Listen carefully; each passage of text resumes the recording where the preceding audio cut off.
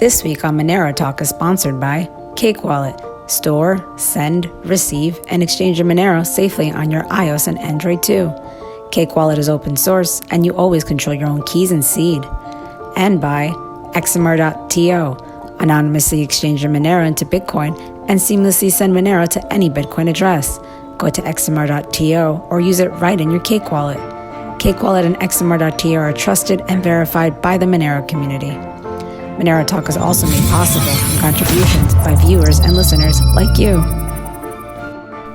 This week on Monero Talk, Douglas Tuman participates in Crypto Mood's Privacy and Cryptocurrency panel discussion, alongside Paouky, a Grin contributor, Crypto C, who specializes in governance at PIVX, and host of Crypto Mood, Aleks. The four of them discuss how privacy is a fundamental right and is a never-ending civilian struggle, the downfall of the technology of Bitcoin, and government regulation. They also discuss where and how these technologies draw the line on what should be considered private, at what point should investigating bodies jump in, and where things are going in their respective privacy-focused projects in comparison to their original ideals. Monero Talk starts now.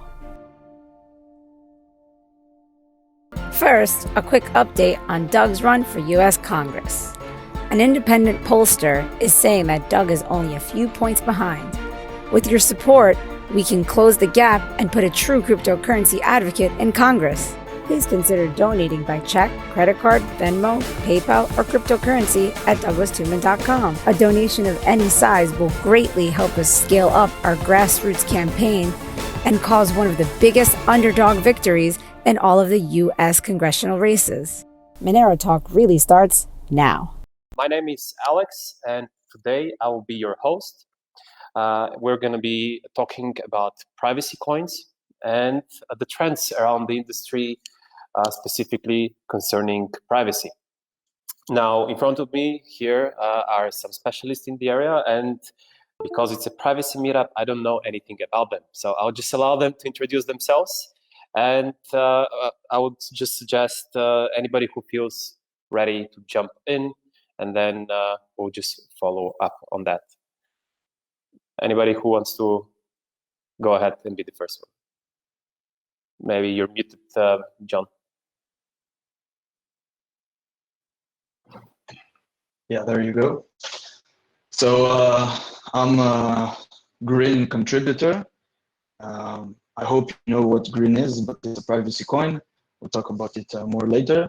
Anyway, I'm a contributor, but not a developer. I recently started doing documentation for the project. And I'm nobody. That's what I am. I like to work on Grin.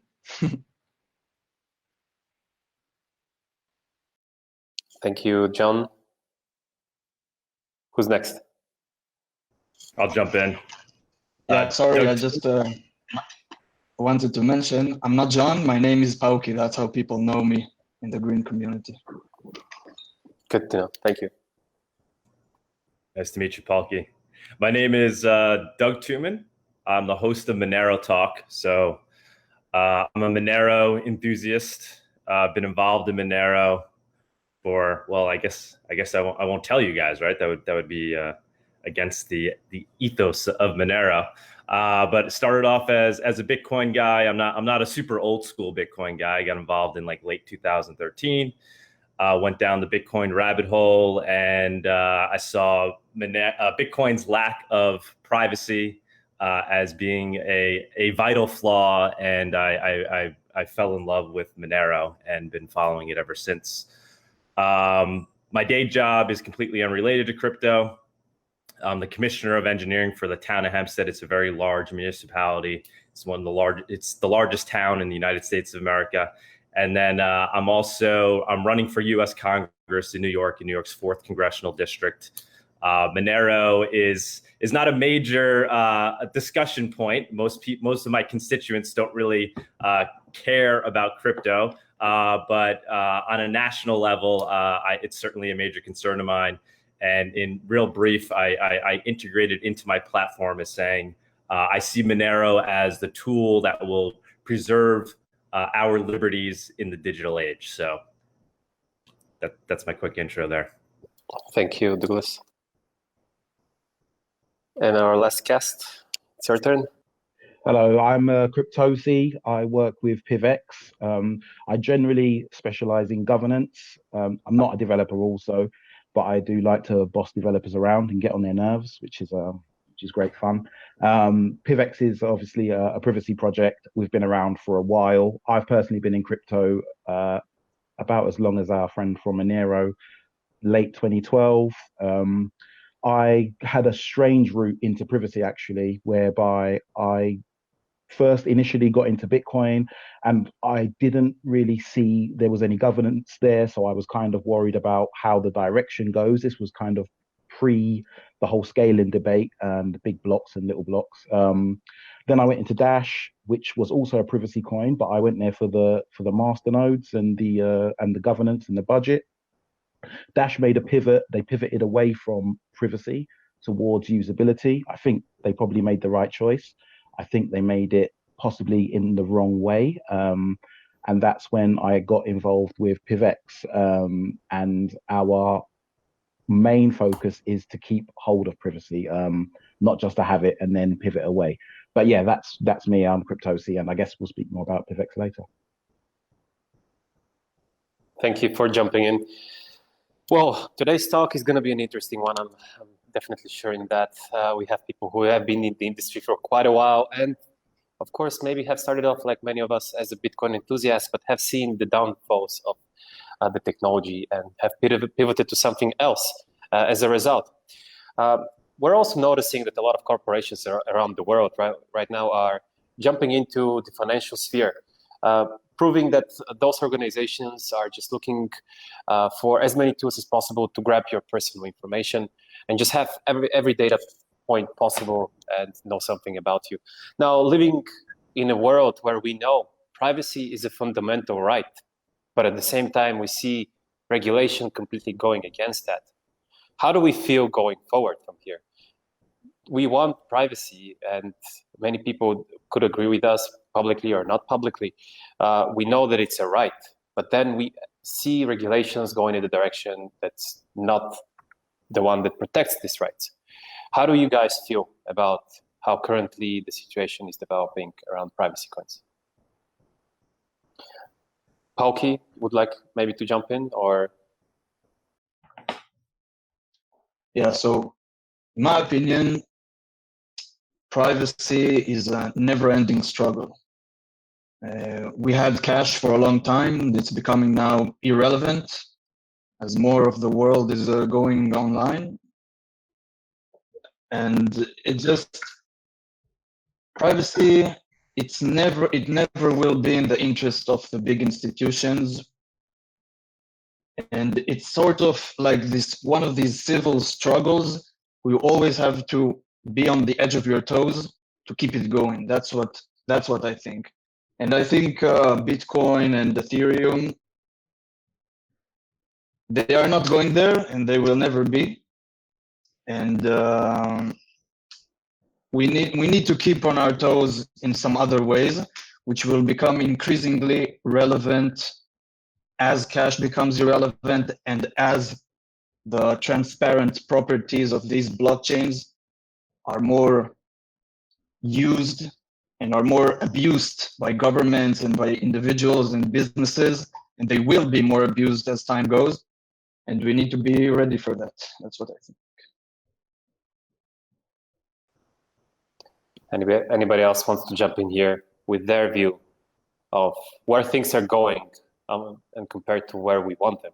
Why do you think that is happening? Yeah, I mean, I'll jump in here. So, like I said, so running for Congress, U.S. Congress, it's one of my motivations is to make sure we do start to better protect these technologies.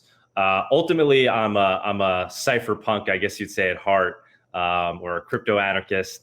I mean, I think, the idea isn't to rely on the fact that governments will provide these rights to us, but rather to build technologies that will preserve it for us.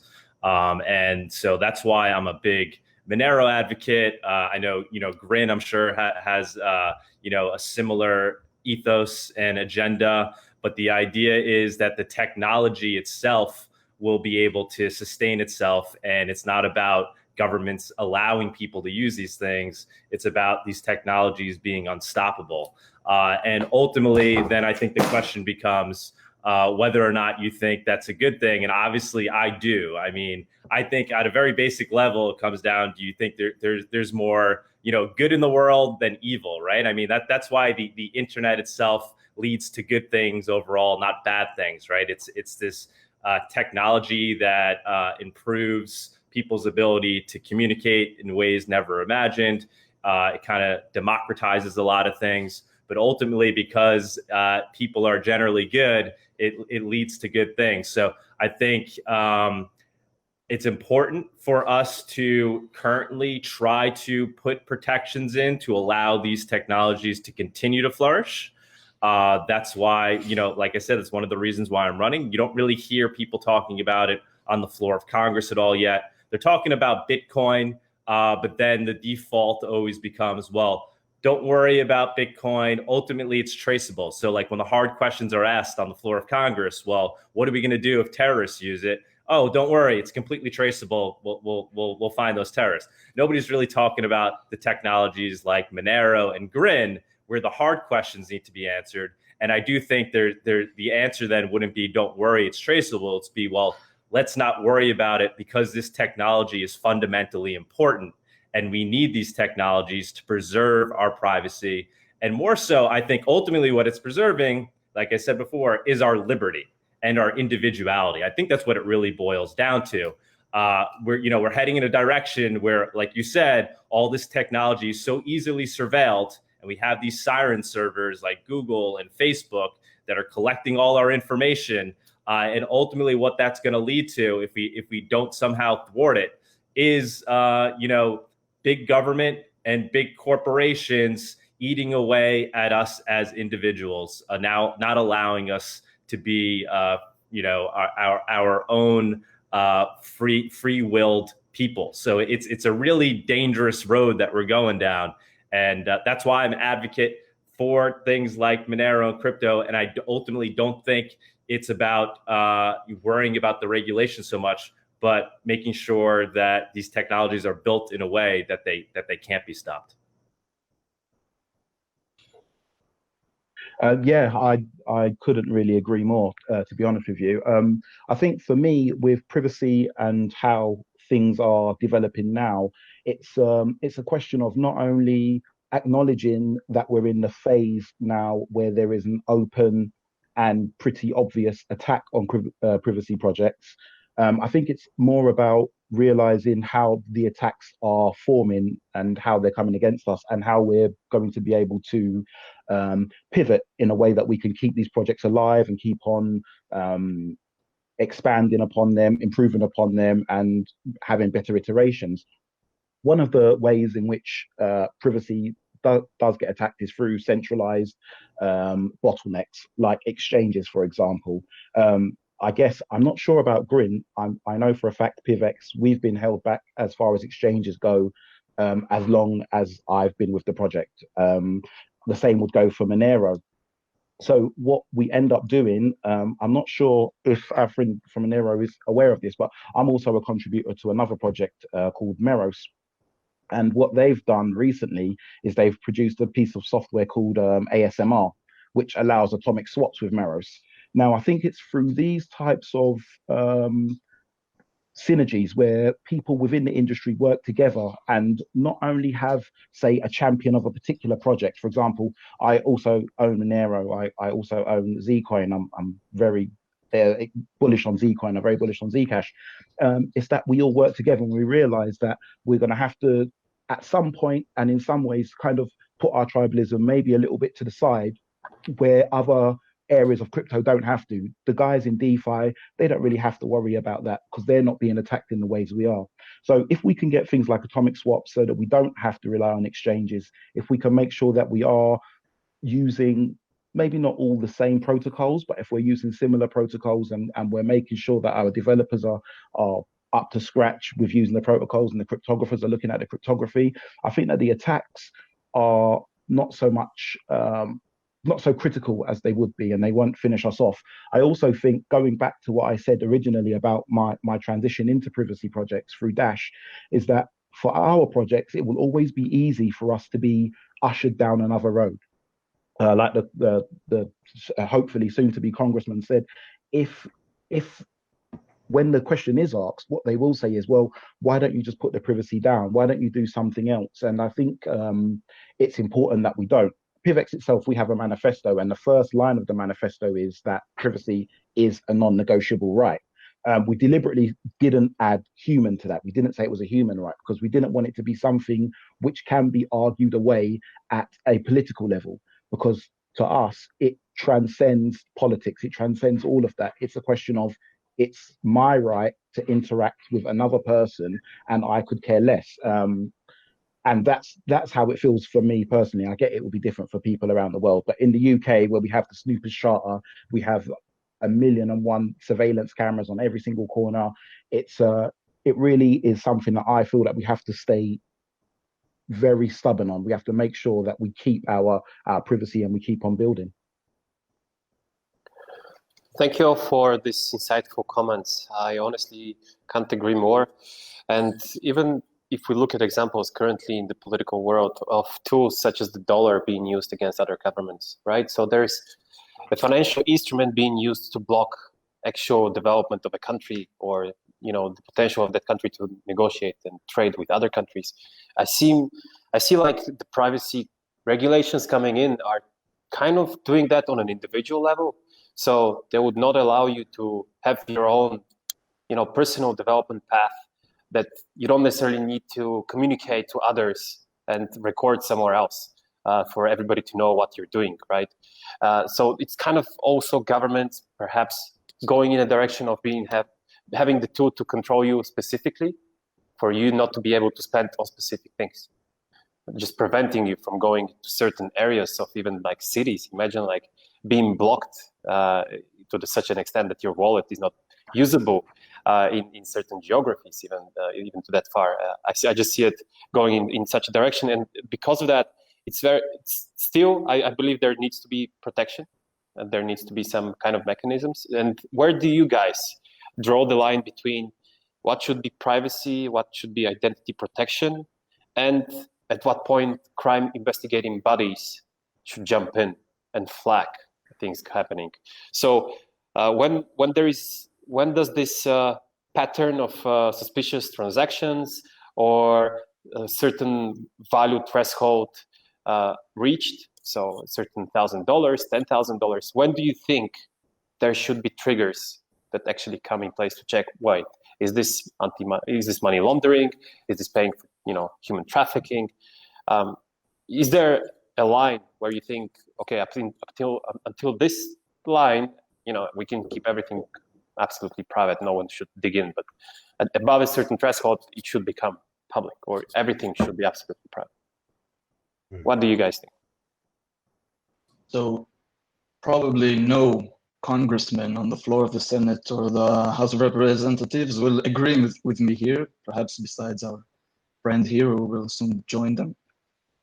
But I think that our payment system, our medium of exchange, our money, which is basically the most neutral thing you have ever, right? Because all you do half your life is you spend it on transferring it to another form of value, right?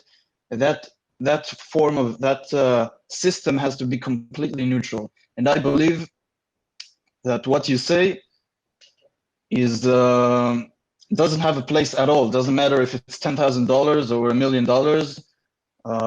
Criminal activities need criminal investigations, and criminal investigations should not be through financial systems, which are supposed to be completely neutral. And that's really the only way to keep our freedom over the long term, because money is everything in our life. It's literally everything.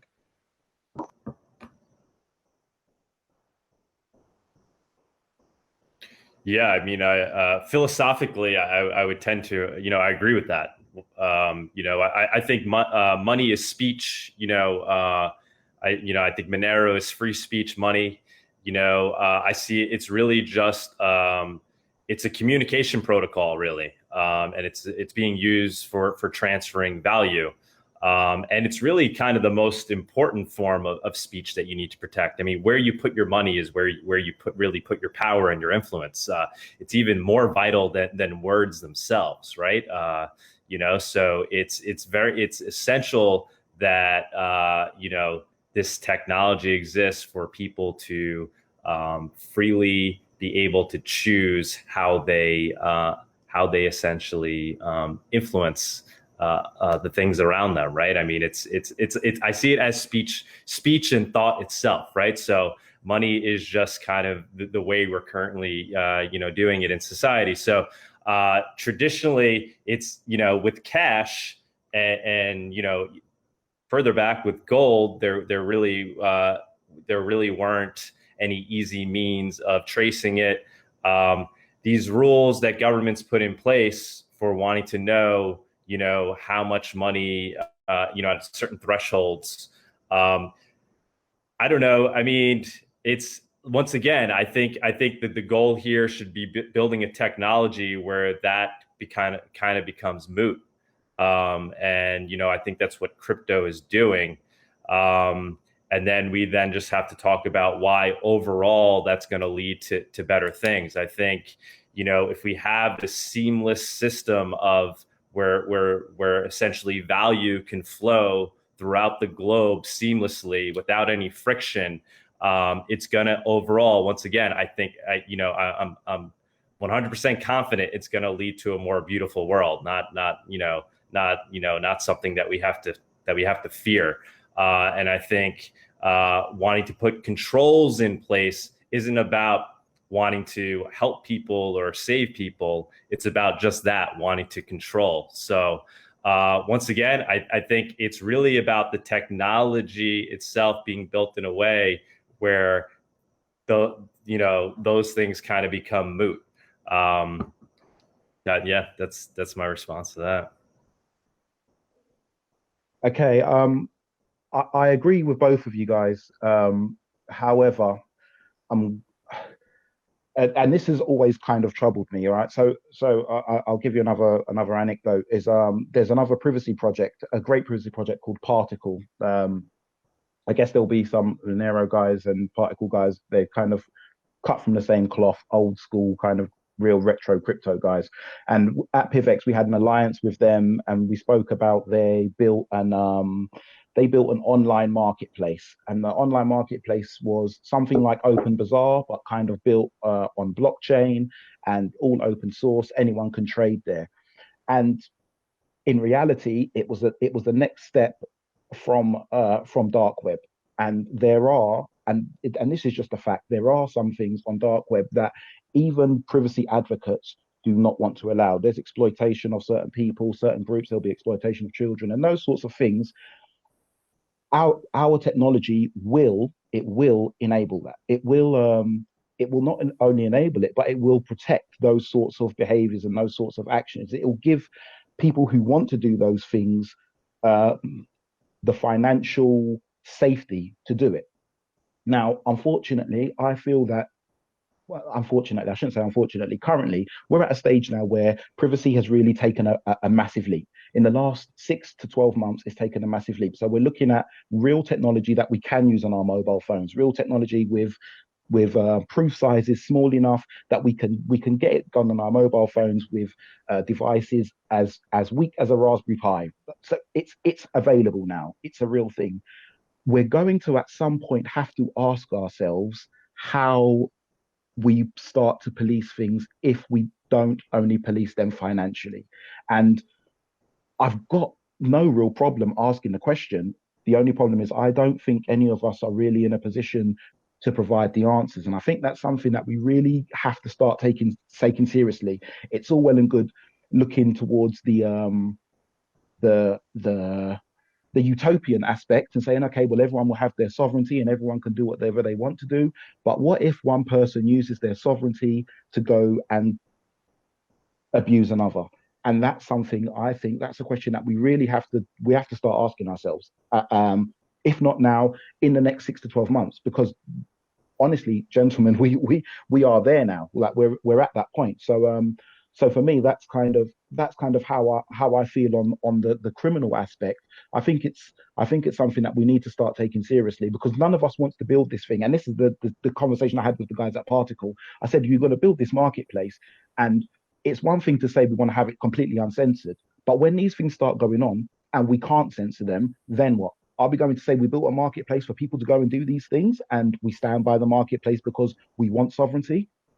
For me, sorry, no. For me personally, some people will say, oh, well, whatever.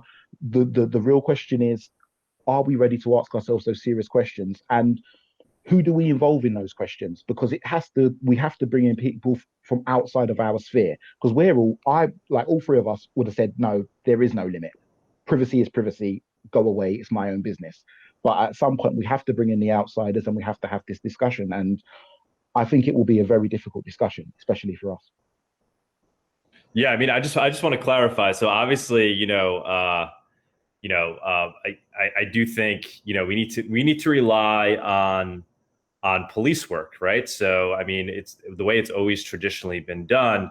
I guess obviously police work becomes more difficult with these technologies, but it's like the internet itself. I mean, the internet opened up all these new ways of communicating. And police work obviously still happens. It's Monero. I see as a tool, and I do think it's. I don't think the protection should be built into the technology. But all for police work happening around the technology and outside the technology, and finding criminals that way. But I don't think it should ever be forced upon the technology to build things into it that would, essentially allow policing to happen. So I think that's where I draw the line. So if we build this open source technology, this open source money that can be used to transfer value seamlessly, I don't think there should be any mandates by governments to essentially try to build surveillance tools into it. And I don't think it would happen anyway, because it's really, the cypherpunks versus, the government's trying to do it. So it's really a moot question. So then it just becomes, well, do governments then try to make use of it illegal? And ultimately, the argument I would make, if one of the greater arguments I would make is obviously not so much the privacy. Obviously, we all know that's important and why that's important, preserving people's individuality. But just, you don't want to be that country that's missing out on this technological evolution, or revolution. I mean, the United States did very well with the internet in Silicon Valley. Look at New York. New York has essentially missed out on crypto, and it's a shame. I mean, the financial capital of the world created the bit license, and it was they really missed out. So an argument I would make to governments is more, even more so from let's not miss out on the benefits of this technology and all the value it's going to create. But yeah, ultimately, I don't think the technology itself should be forced to be altered in any way for policing work. And I do think old school policing can still take place as is.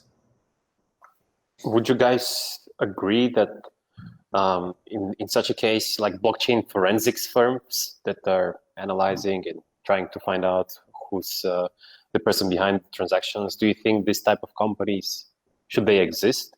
You're saying, such technology shouldn't be built in, but it's okay if there's external policing. So I totally think they should exist. I see like a lot of times on Twitter and people arguing, they're angry about these companies tracing, Bitcoin. And I mean, no, that's the tech.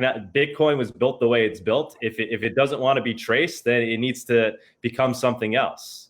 you can't blame, the market for using its ingenuity to get value out of that technology.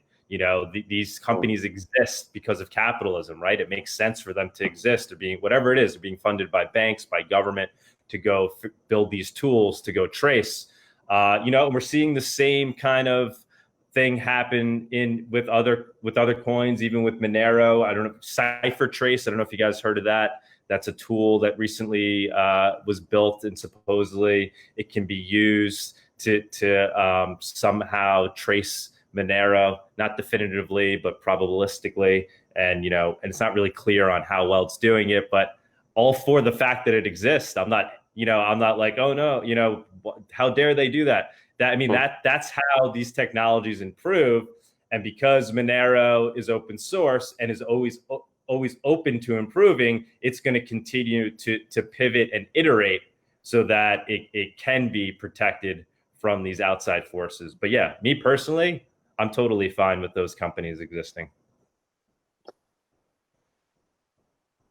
Okay. I feel that it's a good thing when they do exist and they don't get very far. The CipherTrace, I'm not sure. I think I know of that one, and I think it will only exist until Monero gets a little bit more traction and a few more people use it, and then all of a sudden it's useless again. So I wouldn't so much worry about that. What I did want to go back to was the last topic, and when you said about being forced to have people be able to look into, or the technology being forced to build in a certain way. And I don't think those are the only two options. I think there is a third option, and I think it's possibly very likely to start to exist. When I go back to the story with Particle, what they spoke about, I'm not sure what they done in the end, but what we spoke about was a way for the holders, or a certain amount of the holders, to in some ways either censor fully or to hide certain adverts that were on the blockchain, so that it would become more difficult for you to indulge in those sorts of things. I think with privacy, it's not been spoken about yet, but it's something that's been swirling around in my mind for a few months. I think there could be a happy medium where you say it's down to the people who hold the token through some sort of DAO or something therein to allow the privacies to be taken away from people on certain occasions. And I think the real crux is here is that you have to allow people to come and go freely. So what we are going to need is we're going to need a spectrum of, I believe, solutions. So we're going to need some which are just, okay, this is what it is. And if that's what you want, that's where you go. And I think we're also going to need some which kind of allow people to, in some ways, regulate what is happening with the technology that they've built. I think that it may not be something that I'm personally into, but I think it's something where I think privacy does have room to grow in, and I think I think there's room to grow in that direction. All right, thanks for your input here, and we're going to start the fire round of questions that we have had from the audience, and anybody who feels confident enough to respond to it, just jump in and go ahead. I'm not going to point fingers for now. And definitely the one that I would like to follow up at some point is how you guys can work together on creating a better privacy blockchain. Because CryptoSci mentioned something in that direction. So I'm going to be really interested to come back to that topic in a few minutes. So let's start with one of the questions that we maybe partially answered, was partially answered by Douglas, regarding what would happen if all privacy coins became illegal everywhere in the world. So we would lose out on the innovation. Do you have any other ideas? What would happen if all privacy coins became illegal? I mean, I think they may be illegal, but they would continue to exist. It's kind of like the Streisand effect thing, right? So I mean, as more stringent laws are created against guns in this country, everybody runs to the store and tries to buy guns. So I think it would just bring attention to the technology, and people would say, oh, there must be value there. if governments are trying to thwart it. So I don't think ultimately it would stop it. And then maybe it's such a theoretical thing. I mean, you would never have it all countries around the world agreeing to outlaw it. So it would start to blossom in places, I'm sure. All right, good. So the next question we have is, which privacy coins give the option to pick whether you want your transaction to be public or private? Is there such one? I don't know if you guys want to jump in. Yeah, well, with PIVX upcoming sapling update, you'll have the opportunity to go transparent if you want to go transparent, and go private if you want to go private. There's I guess there's three schools of thought on this, just for people who are not too into privacy yet. There's full-time privacy, where no matter what you do, all of your transactions are going to be private. Then there's I guess there's opt-in privacy, where by default your transactions are public and you can opt in to be in private. Sorry, there's four types. There's opt-out privacy, where by default you are using privacy. That tends to be a little bit more strong than opt-in, because if more people are using the privacy option, then there's more fungibility, then the privacy generally works better. And then finally there's transparency. So for PIVX, yes, we allow you to decide if you want to be private or not. I believe for the sapling update, we're going to have privacy on by default. So if you're not that savvy and you're just using the currency, and you don't want to take, 8 or so hours to learn what it is you need to do, as people always roll their eyes when you first introduce them to cryptocurrency, then your privacy is on by default. So for us, it's on by default, but you get the choice. I guess it'll be different for the other guys. I'd like to add something. The problem with having a choice between being transparent and being private, I mean, you can do that with Bitcoin also. You can do Bitcoin entirely private. It's possible. And you can do that with Zcash. And if you say PIVX, not familiar. But the problem is that it immediately seems like you're guilty of something. That's the real issue. I mean, I don't live in the United States, but where I live, the biggest Bitcoin or crypto exchange we have here, it explicitly says, if your Bitcoins ever participated in some kind of mixing service or something that provides you extra privacy, then you're automatically under suspicion, and we don't want your coins. We don't want it. And the problem with allowing you to choose is that that's the problem. You immediately become a suspect. You have to get real privacy, you have to have privacy by default. So that's the most convenient option, and that's the only option, really. Yeah, I totally agree with that. That's why I'm in Monero. I don't even really like the term privacy coins, to be honest. It's like we don't call cash privacy money or privacy cash. It's cash. So the goal with crypto was to, or at least my understanding of reading the Satoshi white paper and what I believe the crypto anarchists set out to do, was to create digital cash, right? So I think I think Monero currently, personally, I think it's doing it the best, and it's private by default. So, and every transaction or every Monero equals every other Monero. And so it allows it to be fungible. This is really why, on a technological level, why I'm most interested in Monero. Privacy is a byproduct of that. But really, I believe for this stuff to work, it needs to be fungible. You need every unit to equal every other unit. If you're using it opting in, opting out, then every Bitcoin doesn't equal every other Bitcoin, because you can blacklist these Bitcoins that aren't private. And like the gentleman was saying, when you do opt in, now you're flagged automatically, as opposed to something like Monero, where everybody by default is using the same system, and one Monero always equals one Monero. What Monero does have is the ability to show a view key to show transactions after the fact if you want to.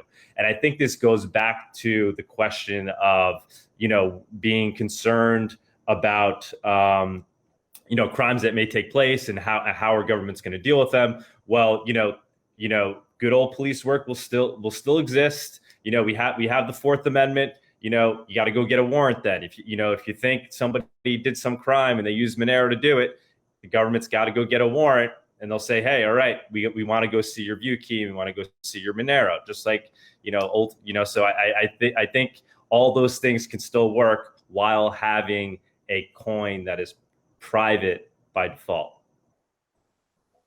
Okay. All right. So here's the thing. With PIVX, what we're using something called Sapling. Sapling is it uses ZK snarks. So they're what's known as, I'm just going to go over this for the people who are watching who may not be up to date with privacy again. So they're what's known as zero knowledge. Now, with zero knowledge things, we do have fungibility. We have extreme fungibility. When you decide to, even if we decide to opt into privacy, what would happen is the coins that you use, they have no history. So if an exchange says that your coins, if they ever indulged in mixing or X, Y, and Z, then they can't accept them. With zero knowledge, they like, good luck to them to try to find out. The coins have no history. They get created and then they get spent.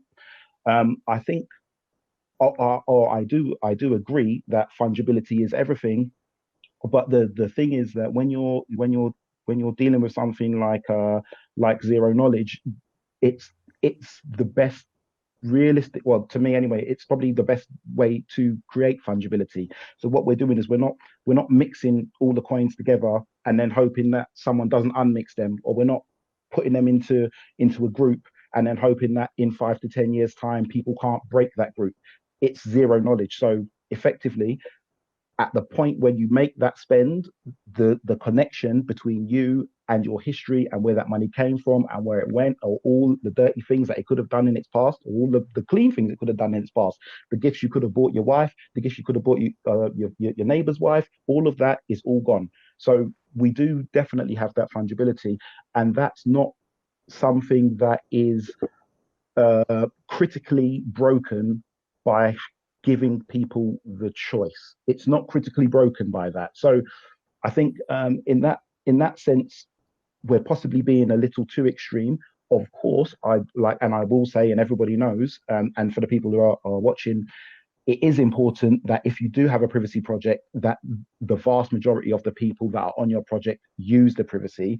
And I think the way Monero get around that is by they allow view keys if you want to view. The way we would get around it is we'd say, if you want to use non-private transactions, then here's how you go about it. You have to follow these steps. And most people aren't going to bother.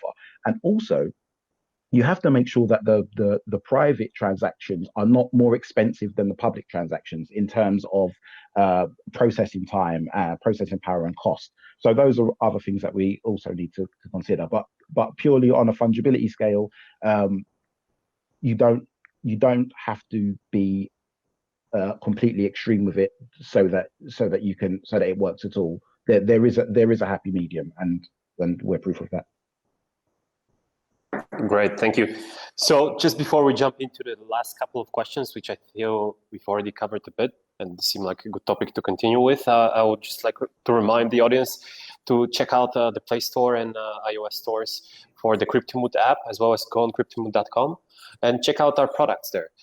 You might be surprised with what good AI solutions we already have on the market, and things that might help you become a better trader in the future. Also, if you have questions, submit them. We're still collecting questions for our speakers right here. What I would like to continue with is the topic of fungibility. You already started talking about it. So what do you guys think about it in general? Maybe CryptoSci, you had a good thing going on there. Yeah, so fungibility, it's extremely important as far as privacy goes. For me, I think it's probably the second most important thing. Previously, the most important thing was to make sure that you could have these transactions not cost the earth and not give you a bloated blockchain. old protocols like zero coin, very expensive, gave you a bloated blockchain. Fungibility, very important. If you can erase the history of a coin and every coin is every coin, then yeah, then as far as I'm concerned, that's a win condition. Do you know what I mean? So yeah, fungibility is extremely important so that it does stop, like John Bates, I forget his actual name now, like he said that if these exchanges are going to behave and indulge in this chicanery and tell people that if you've done X, Y, or Z in the past, which you may not have done, it may have been the person who owned the coins before you who mixed them, that they can't use them. I myself have used Coinbase and put coins on there only to know that I couldn't move them and all that kind of nonsense. And it's ridiculous because the way cryptocurrency moves, especially when it starts to move quickly, attacks on the fungibility of coins, it's not only annoying, but it's I think it's against people's rights. It's something that they shouldn't do. So for me, yeah, fungibility is probably the key component to a good privacy protocol.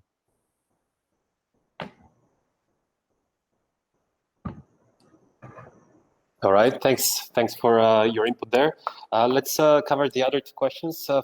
The one that we already started, specifically, how can privacy coin communities work together and support each other? I just wanted to make one more comment. Can I make one more comment on fungibility? Yes, definitely. So, I mean, one of the things, often Bitcoin is described as being digital gold, and if we're going to go use that analogy, I mean, fungibility is essential, right? So, every unit, every atom of gold equals every other atom of gold, right? So, I mean, just like I said, on a technological level, I just think it's essential to the technology.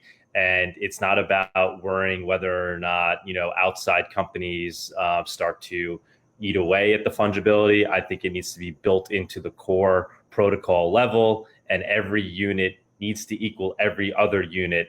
And if it doesn't, I just think the one that does achieve that first and the best and reaches network effect is the one that will ultimately be used the widest, because it will kind of achieve that digital cash and digital gold status.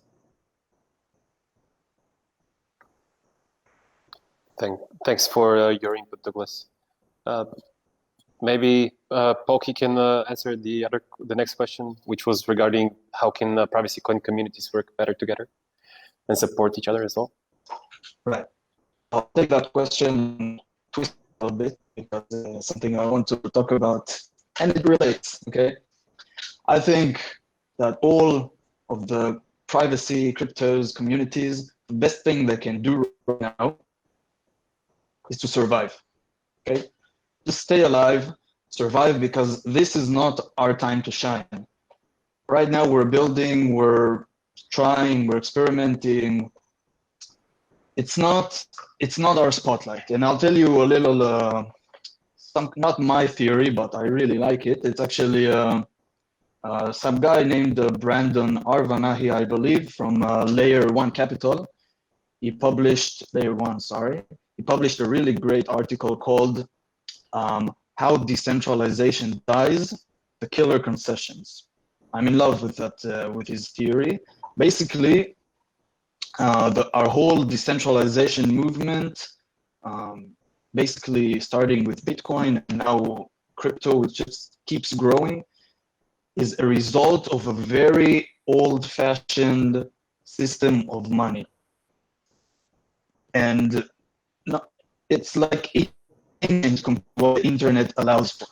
And a good analogy for that is how the MP3 files used they were pretty much a revolution for the music industry. They made transferring music very easy, very nice, but companies and organizations didn't integrate it. What happens is a great decentralization movement, which was Napster and LimeWire and just all sorts of, I was a baby back then, but I read about it. And a big decentralization movement, even to the fact that 40% of the entire music industry was piracy, okay? And the centralized services, they tried to catch on, but they didn't make the concessions they have to. Okay, they didn't make it as easy and as comfortable. And the analogy is that Bitcoin right now is much more convenient in some way than the legacy systems, right? You can do borderless transacting, like write to somebody's private key with no intermediaries, and you can basically be in sole control of your money, and that's what actually people want, right?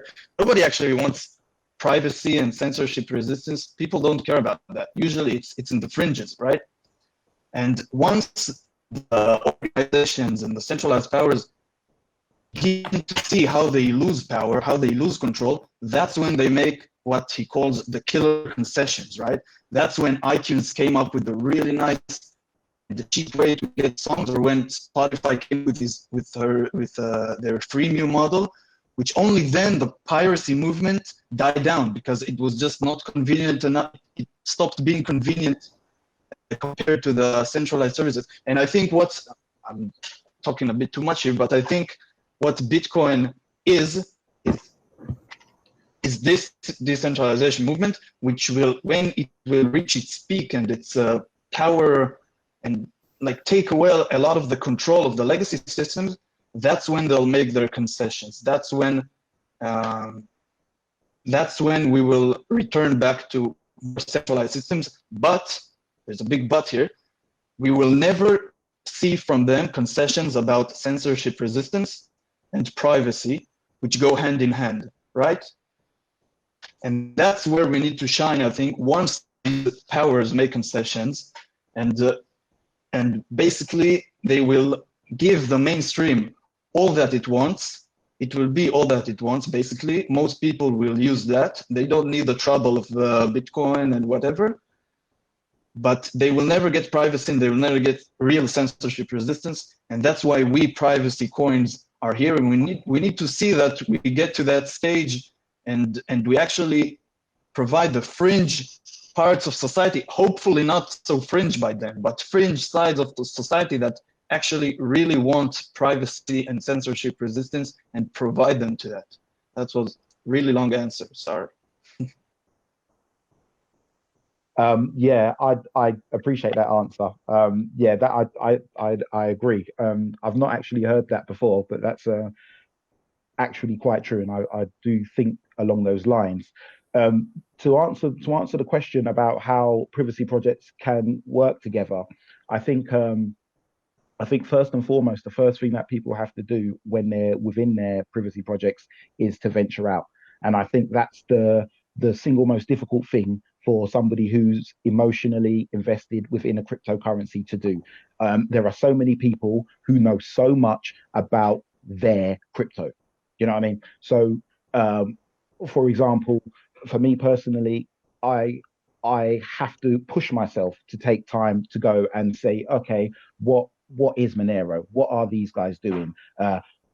What type of people is within their community? Where are they planning to go within the next 2 to 5 years? The same with Mimblewimble and Grin or Beam or those other types of privacy along those lines. I think that's the first thing we need to do. I think the second things we need to do, if we're going to truly work together, is we need to start taking DAOs seriously. We need to really start working on DAOs, and we need to start treating DAOs like we treat children.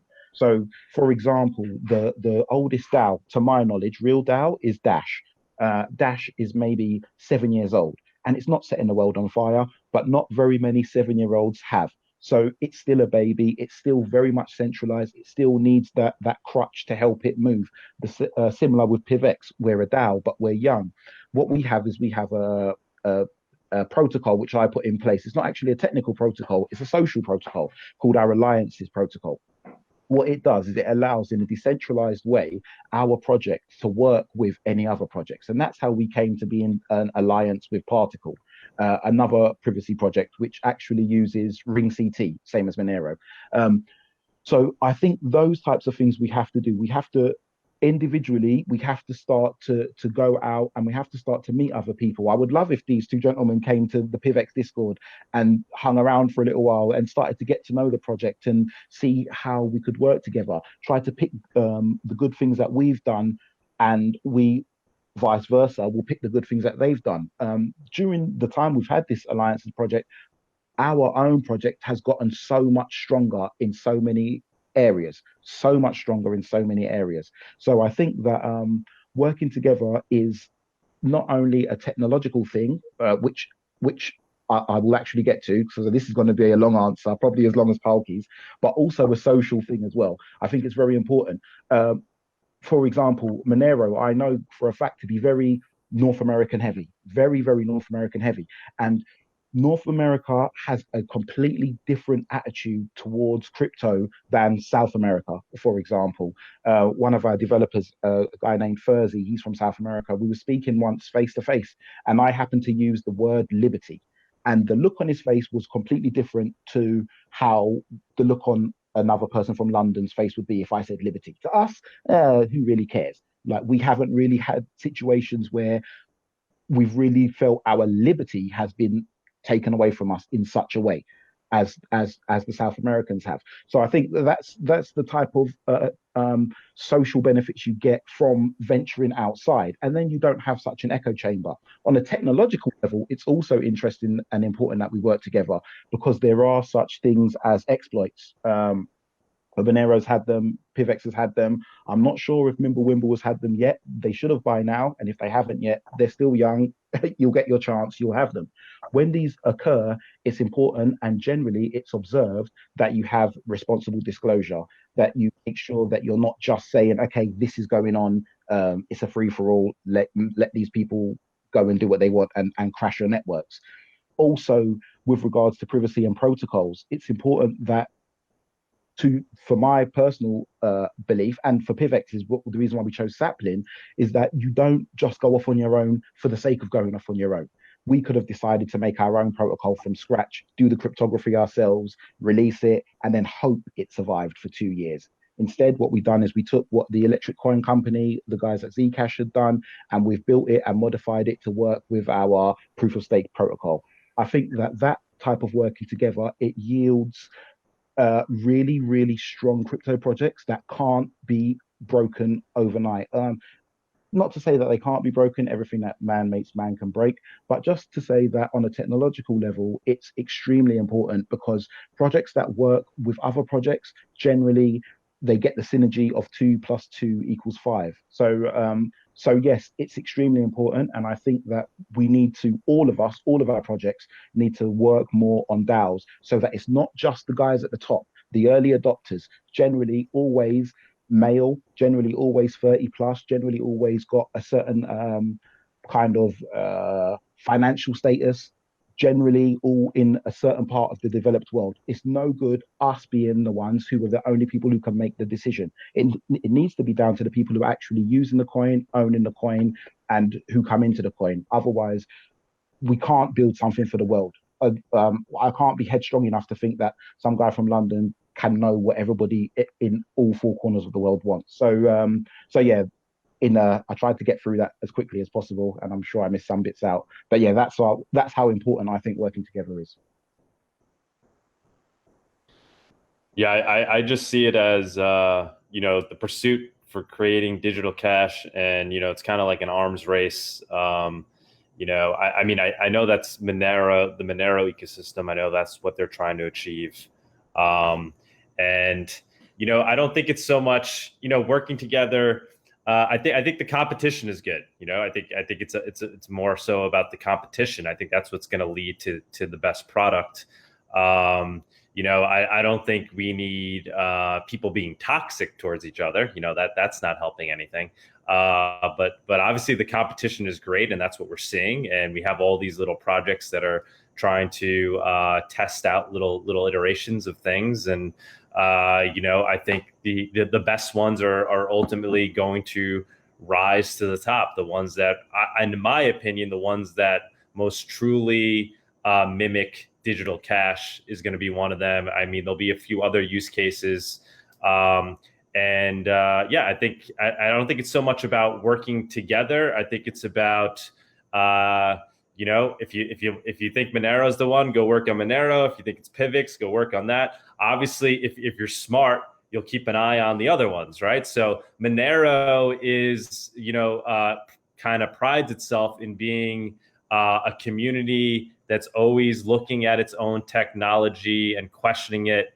We have Breaking Monero. I don't know if you guys ever heard. It's a series of videos that Justin in the community and Sarang do. Sarang is one of the developers and mathematicians, cryptographers behind Monero. And it's a whole series on what's potentially wrong with Monero. And they're always questioning it.